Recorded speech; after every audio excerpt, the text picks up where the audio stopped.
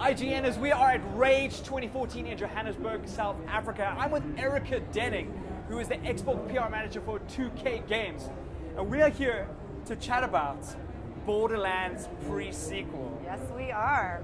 So I love Borderlands. I love the aesthetic. I love everything, the humor, everything that you guys have done with the game. Yeah. But I think a lot of questions from the audience is that why another Borderlands, or why are we stepping back into this world?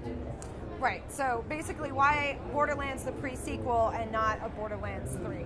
Exactly. Right. But like, why take it back? Well, because this time you actually get into the origin story of how Handsome Jack came to be.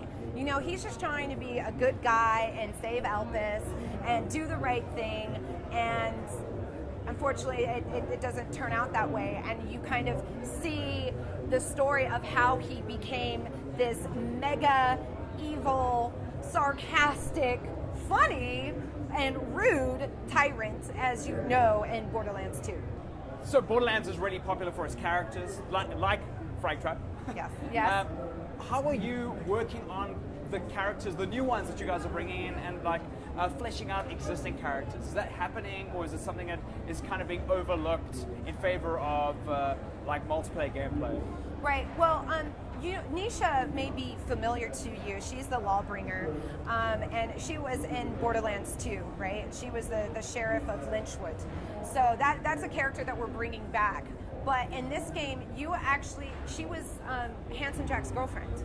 So you kind of get to hear about the story of their relationship in Borderlands the pre-sequel. So that's kind of cool. But what we've also done is we've added a lot more dialogue and interactivity with the characters. And they're all going to react differently to the same situation.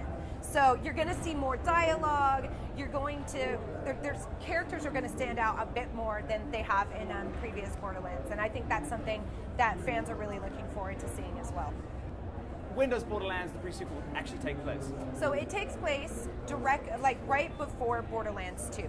So, and this time it's taking place on Pandora's moon. So that brings a whole lot of cool things to the game as well, in that you've got low gravity, so you can jump up really high in the game. I mean, it's all about the verticality, right?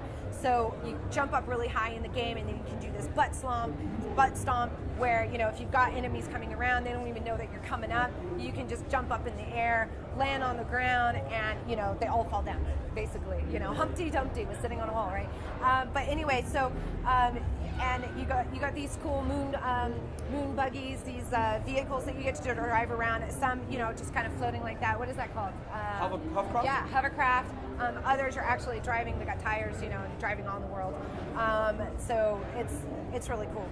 Now, Borderlands is famous for having bazillions of guns. Yes. Will we get bazillions of guns, and have you improved that system? Because Yes. I found that, I love Borderlands, but a lot of the guns end up being quite samey in some ways. Yes. No. How are you diversifying weaponry? We've got new elements to the guns.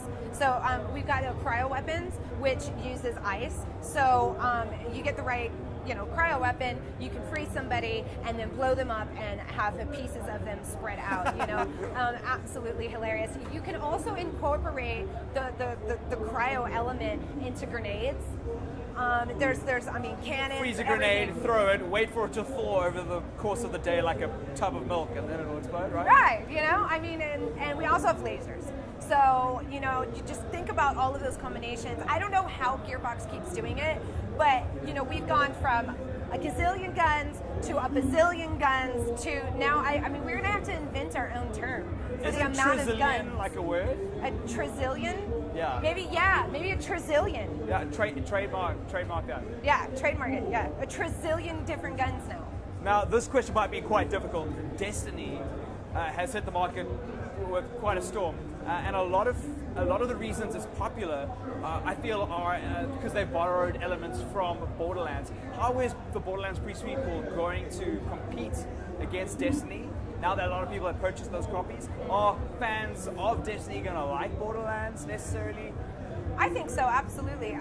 There may be consumers may see some similarities between Destiny and Borderlands, the franchise as a whole. But, two very different games, but they're a little crossover, Yeah.